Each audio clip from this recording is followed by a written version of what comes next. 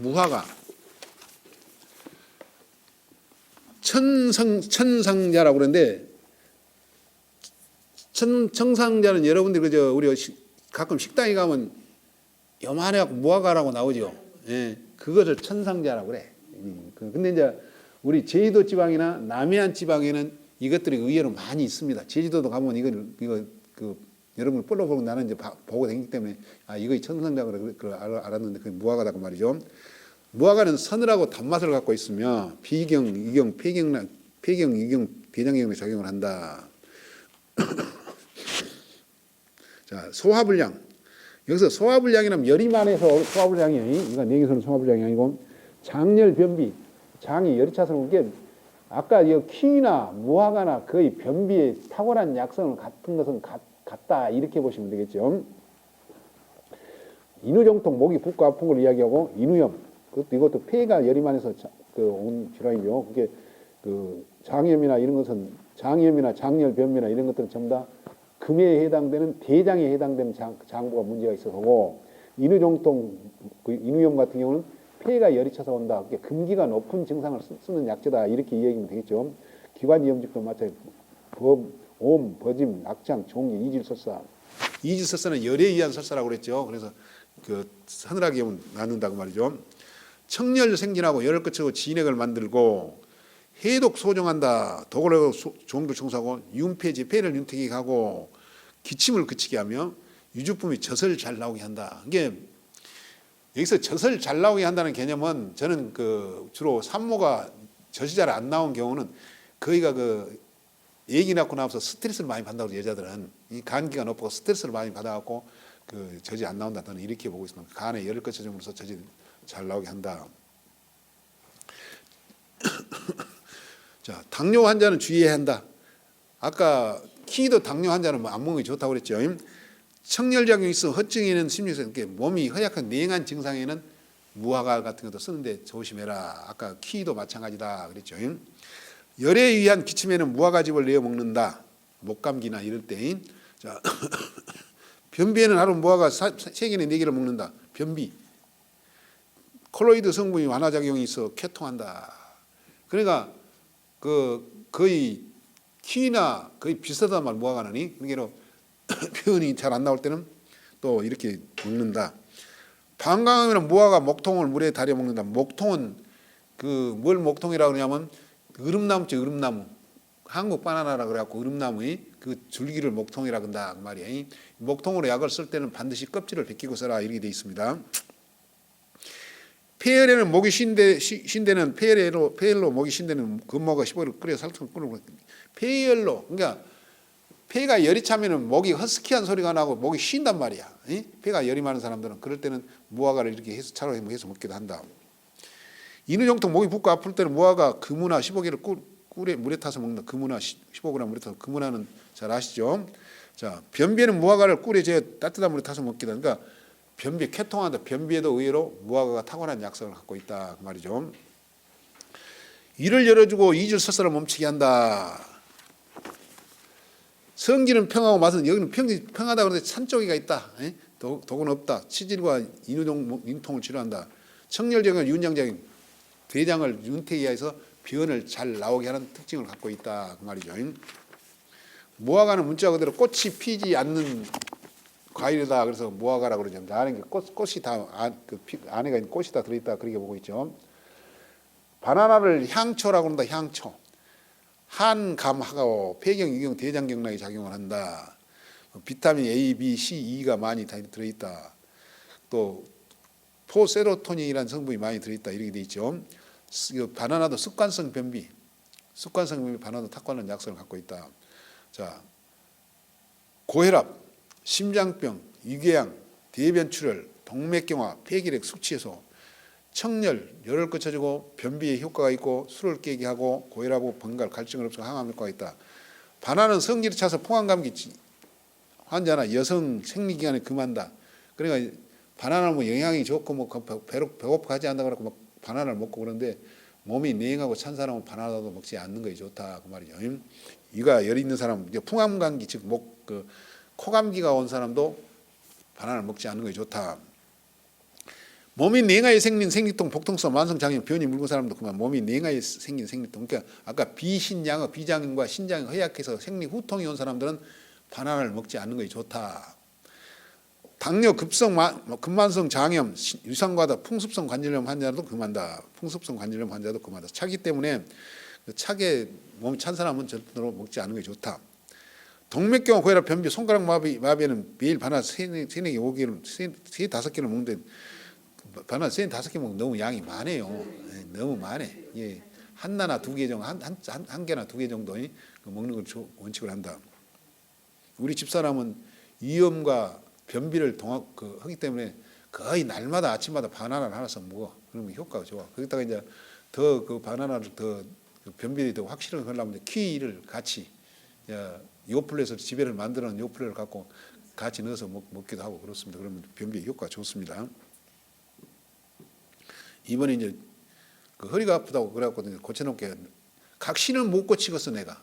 허리를 다른 사람 고치는데 이게 냅둬버려 병원에 갔더니 그 뭐라 그러냐면 이제 쭉 출석을 불러갖고 이제 환자가 우리 각시가 집에 들어오기는 요거 이제 차트를 보고 또 얼굴 한번 보고 차트를 보고 얼굴 한번 보고서 정말 70이 넘으셨냐고 73살 진짜 맞으시냐고 그 의사가 그러더라고 말이에요. 73살이 확실히 맞습니까? 이런 50대 정도인데 어떻게 나이를 이렇게 많이 저는 관리를 어떻게 했냐고 그러면서 그 칭찬을 하더라고요. 그러면서 그 이렇게 관리를 잘하신 분 처음 봤다고 그러면서 아주 그 관리를 잘했다고 칭찬을 하더라고요. 그래. 갔다 와서. 변비에는 쌀, 바나나, 꿀 적당량 넣고 죽을 써먹는다. 치질, 혈변에는 바나나 2개를 껍질을 벗기고 익혀 먹는다. 폐혈이라는 기침에는 바나나 2개를 설탕을 넣고 끓여 먹는다. 동맥경화, 고혈압, 협심증 환자는 바나나 녹차를 꿀 약간으로 바나나를 갈아서 녹차 물에 넣고 꿀을 타서 마신다. 동맥경화, 고혈압, 협심증 환자. 생으로 먹으면 어혈을 풀고 좋은기를 없애고 주독을 풀며 건조한 것은 번뇌를 없앤다. 어린이는 열을 내리고 독을 풀어준다. 갈증을 멈추고 폐를 윤택하게 하여 주독을 풀어주며 변비를 해결한다. 그러니까 바나나도 해열제다. 열을 꺼쳐주는 해열제다. 무조건 몸이 냉하고 차다고 생각, 이가 냉하고 찬 사람은 바나나를 안 먹는 게 좋다 그 말이죠. 복숭아를 수밀도라고 그런다. 수밀도. 복숭아는 따뜻하고 달고 신맛을 갖고 있다 그랬죠. 신경, 강경, 폐경, 대장경 작용을 하고 여러 가지 영양소가 많이 들어있죠. 철, 카로틴, 타민, 라보프라본, 니코틴산, 나르코비산, 정유, 유기산 여러 가지 영양소가 많이 들어있다. 저혈당, 우리가 저혈당이 오면 막 정신을 잃고 그러죠. 자, 혈중 칼륨 부족. 칼륨이라는 것은 뭘 그 작용을 하냐면 우리 몸의 염분을 농도를 조절해주는 역할을 하고 있어요. 칼륨이. 그러니까 칼륨 부족이면 염분 조절이 잘 안 된다 이렇게 보면 되겠죠. 철결핍성 빈혈. 아까도 이야기했지만 철결핍성 빈혈이 또 임신부 얘기를 낳고 나면 일시적으로 그 혈액이 많이 필요하기 때문에 철이 부족해서 그 빈혈이 온다고 그랬죠. 만성 간염, 폐허천식. 그러나 폐가 약한 사람, 그러니까 가끔 그런 이야기를 하죠. 담배 피우는 사람들이 복숭아를 먹으면 니코틴이 해도 된다. 그게 아니고 폐가 약한 사람들이 복숭아를 먹어주라. 그 소리겠죠. 자, 수종 설명했고 갈증, 냉생리통, 차가워서 오는 생리통. 그러니까 아까 생리 후통이 이런 사람이 복숭아를 먹으면 오히려 따뜻해져서 좋은 약성을 갖고 있다. 생긴 진액을 만들고 심혈을 보호한다. 그러니까 심장이 약한 사람은 붉은색이면서 따뜻한 음식 중에 하나는 복숭아를 또 권장한단 말이에요. 심장이 약한 사람은 복숭아를 먹으시오. 이게 폐와 심장이 약한 사람은 이 상처라고 해요. 이 2개가 약한 사람은 동시에 복숭아 같은 것을 먹어줌으로써 그 보강을 충분히 할 수 있다. 이렇게 보면 되겠죠. 자, 장을 윤택하고 보강, 간을 보호하고 폐허천식, 활혈. 이게 폐허천식, 폐가 찬 사람. 이게 역시 폐가 찬 사람은 복숭아를 먹어주면 효과가 좋다 그 말이죠. 역설적으로 폐가 열찬 사람은 복숭아도 안 먹으면 좋다 그 말이야. 복숭아와 장어, 거북이를 같이 먹으면 설사 복통을 일으킨다. 아까 복숭아, 매실, 모가 이런 것들은 전부 다 장어와는 같이 먹지 않는다라고 돼 있죠. 복숭아, 삽주를 같이 쓰면 안 된다. 삽주는 뜨거운 성질을 갖고 있기 때문에 이게 그 영향을 주죠. 그래서 삽주는 먹지 않는다. 복숭아는 성질이 뜨거워 많이 먹으면 열이 나고 화가 생기며 뇌열로 인해 모낭염, 여드름이 생길 수도 있다. 그러니까 위가 열이 많은 사람이라든가 폐가 열이 찬 사람, 심장이 열이 찬 사람은 복숭아도 먹지 않은 것이 좋다 그 말이죠. 당뇨 환자도 많이 먹지 말 것이며 칼륨이 있어 수종을 후종 환자에게 좋다. 이게 그 아까도 얘기했지만 염분 농도를 조절하기 때문에 칼륨 부족한 사람 몸이 붓고 그런 사람한테는 약성이 좋다 그 말이죠. 복숭아는 알레르기를 일으키기 쉬운 알레르기 체질이나 아토피 체질은 그만이야. 이렇게 복숭아 알레르기가 있는 사람들은 바로 복숭아 같으면 가도 기침을 해버리고 막 살이 막 불켜오르고 그러죠. 복숭아 알레르기가 있는 사람이 있다 그 말이죠. 그래서 조심해라 그 말이죠. 폐혈천식 차서오는 생리통에는 복숭아 100개, 꿀이나 설탕 15kg를 넣고 끓여서 조청처럼 만들어 먹는다. 폐가 약해서는 천식에는 허약체의 해수 천식에는 복숭아 껍질을 벗기고 씨를 제거하고 설탕을 넣어 완전히 익을 때까지 쪄서 먹는다. 노인성 천식에는 복숭아즙을 만들어 쌀과 죽을 써먹는다. 이렇게 차가워서는 천식에 복숭아가 탁월한 약성을 갖고 있다.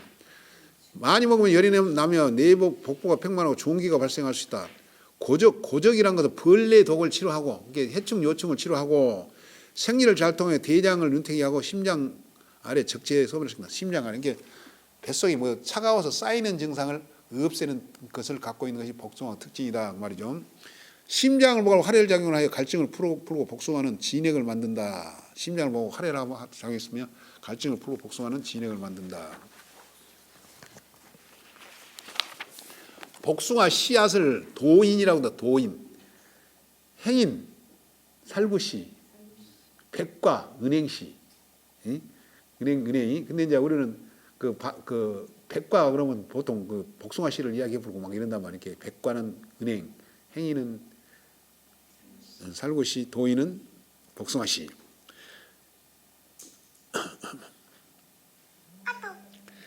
자, 평감고. 즉 평하고 달고 쓴맛을 갖고 있는 쓴맛이 많이 나는데 단맛은 별로 안 납니다.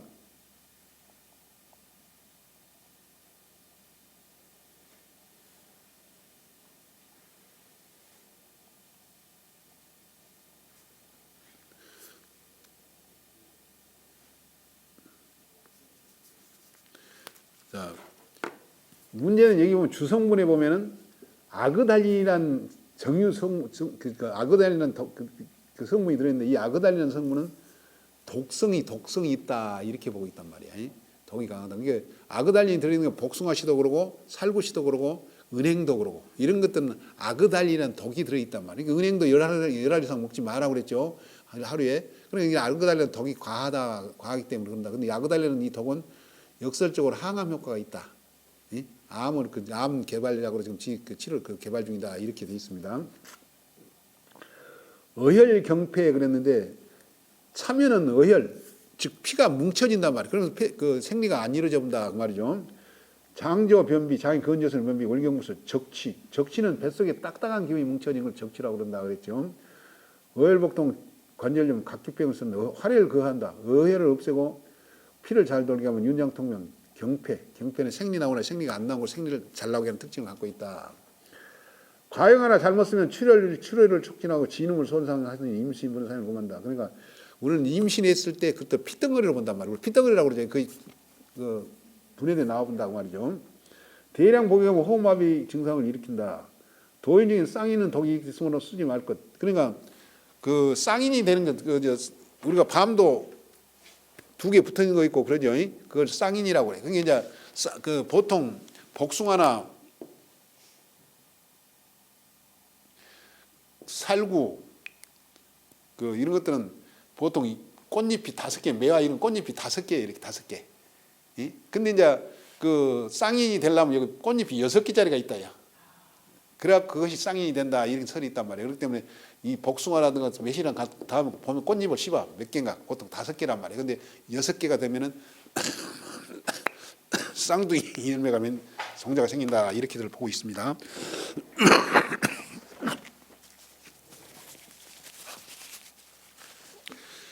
신양으로 인한 갱년기에는 도인, 거민, 연자 쌀을 넣고 죽을 수 없는 신장이 차가워서 신장이 차가워서면은 그 갱년기 때는 주로 무슨 증상이 나타나면 몸이 차고 냉하고 아랫배가 차고 잘 붓고 그다음에 그 안에가 물혹이 생긴다든가 요실금이 생긴다든가 이건 전부 다 신장에 양기가 허해서 그런다고 말이야. 신장이 차서 수기가 높아서 그럴 때는 거민은 가시 연꽃을 씨앗이라고 그랬죠. 그다음에 연자는 연씨를 넣고 죽을 써먹기도 한다. 기침, 천식, 기관지 염증에는 도인 2kg 볶아 분말에 꿀 2kg에 재워두었다가 한 번에 한 숟가락씩 하루 3번 식전에 먹는다. 기관지, 천식, 기관지 염증에는 이게 이때는 도인을 볶아 분말에 꿀 2kg에 재워뒀다가 한 번에 한 숟가락씩 하루 3번 식전에 먹는다. 도인을 노랗게 볶아 죽을 써서 먹거나 꿀로 한을 만들어 먹는다. 도인은 35도 소주에 담갔다가 6개월 후에 1, 2잔씩 마신다. 산후 노인성 변비, 허증성 변비에는 도인, 행인, 백자인, 잣, 진피, 각 9g, 아스라치, 산행두라고 그러는데 아스라치를 섞어 분말하 1회 10g씩 하루 3번 복용한다. 노인성, 허증성 변비, 백자인은 우리가 측백나무 씨를 백자인이라고 그래. 중년기 노인성 변비에는 도인, 행인, 깨, 잣, 호두로 각각 10g씩 쌀을 200g 넣고 죽을 써먹기도 한다.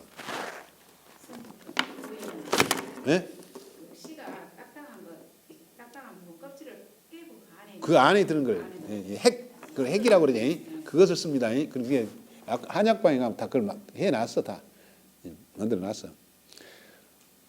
파열 산후 혈창민 즉 피가 막혀서 죽을 지경일 경우는 치료한다.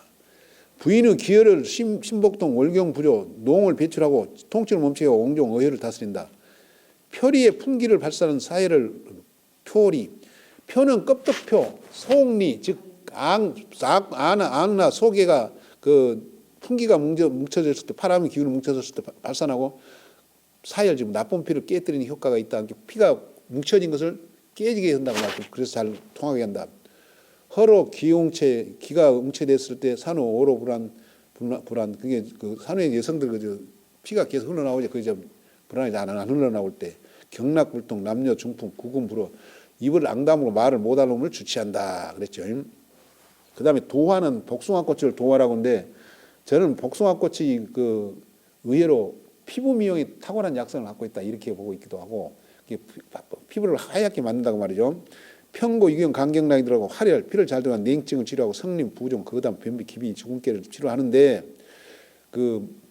꽃을 갈아서 분말해서 마사지는 기미나 주근깨가 없어진다 이렇게 돼 있고 변비에 탁월한 약성을 갖고 있다 그러죠. 도화는 변비에 탁월한 약성을 갖고 있다. 그러니까 봄에 복숭아꽃을 따서 완전히 핀 경우에 있다. 덜 핀 놈 약간 덜 핀 놈이 훑으면은 흩어갖고 따면은 봉투에 이어놓으면 창자가 피어갖고 있어. 그러면 집에 갔다가 냉동실에다 보관해야 돼. 한 150송, 200송 정도 냉동실에다. 우리 집사람은 이제 변비가 있기 때문에 그걸 따다니면 봄에 따다니면 딱 냉동실에다가 자기가 먹을 만큼 딱 작은 비닐봉투에 넣어서 차곡차곡 쟁여놔. 그래갖고 좀 속이 답답하다고 바로 이놈 갈아먹고 요구르트를 서너 병을 넣고 갈아먹고 물을 홀짝홀짝 마시면 얼마나 이게 배가 심원이 변이 나와보냐면 화장실 우리가 물통 있죠. 물이 딱 담겨 있잖아요. 여기서 뱃속에 쏟아진 압력에 의해서 물이 싹 내려가 버려. 얼마나 세게 나와본 거야 이것이. 그리고 반드시 꽃이 요구르트 3병 정도 4병 정도 넣고 갈아서 그리고 물을 홀짝홀짝 마셔줘야 돼. 그러면 사정없이 쏟아져 버려. 심지어는 5kg까지 빠진 사람 같대. 그러니까 변비를 숙변을 5kg를 안고 살았다는 이야기야. 이게 5kg까지 빠져버려. 이게 홀짝이 갖고 왔더라는 게 그래서 그걸 먹고 빠져버렸다고 옮겨놓으면 그만큼 변비에 탁월한 약성을 갖고 있고 그다음에 이제 변비를 해결하면 이제 꽃잎만 따다가 또 차로 해먹는 경우도 있고 근데 이제 저는 이제 150송, 200송이를 요거부터 3병 정도 넣고 갈아. 그래갖고 마셔. 그리고 홀짝홀짝 마셔지고 그다음에 이제 계속 물을 마시면 계속 설사하게 돼. 그럼 탈수 증상이 나오겠죠. 이게 탈수 증상 적당히 내가 이제 변이 이 정도 나왔겠다 그럴 때는 뭐든지 음식을 먹어버려. 떡이라든가 말하자면 고구마라든가 감자라든가 빵이라든가 이런 거 먹으면 딱 끝나버려. 조용히 끝나버려 그냥. 그러니까 이 정도 다 나왔겠다 그럴 때 이제 그걸 해서 먹어보라고 말이야. 이거 돼갖고 많이 사람들이 변비에 많은 효과를 봤어요. 그러니까 봄에 따다가 이제 일반 복숭아도 일반 복숭아 약을 하잖아. 그게 이제 됐을 때 산에 가 있는 야생 복숭아를 따다가 냉동실에다 보관해 냉장 보관을 하고 어떤 복숭아 상관없어. 근데 이제 우리가 이걸 재배한 데는 이런 데는 예. 그리고 이제 그 사람들이 복숭아 꽃 따면 뭐라고 그랬어? 그 뭐 자연보 어쩌고 뭐 지가 잘하는 것처럼 이것은 솎아줘야 열매가 있습니다. 복숭아 꽃은 솎아줘야지. 뭐라고 하면 복숭아를 열리기 위해서 복숭아 꽃을 솎고 있는 중입니다. 딱 그러라고 말이에요. 예? 그래야지 그 열매가 열리니까. 알지도 못하면서 복숭아 꽃도 딴다고 또 지랄하는 사람들이 있어. 나는 그러지.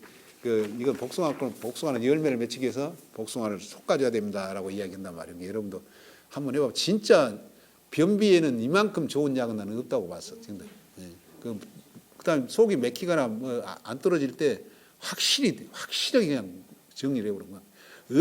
아까도 얼마나 세게 나온 걸 막 화장실 하나 있는 집은 부부가 같이 먹으면 안 돼. 막 쏟아 나와버리고 그다음에 반드시 먹고는 2시간 이전에는 반드시 외출을 삼가해야 돼. 막 아무데나 쏟아질게. 예, 아무나 쏟아지려는 게 절대 외출을 삼가할 거야. 이거 먹고 나서는 반드시 외출을 삼가고 화장실 하나 부부가 화장실 하나 있는 집은 반드시 같이 먹지 말고 따로 먹어야 돼. 이것은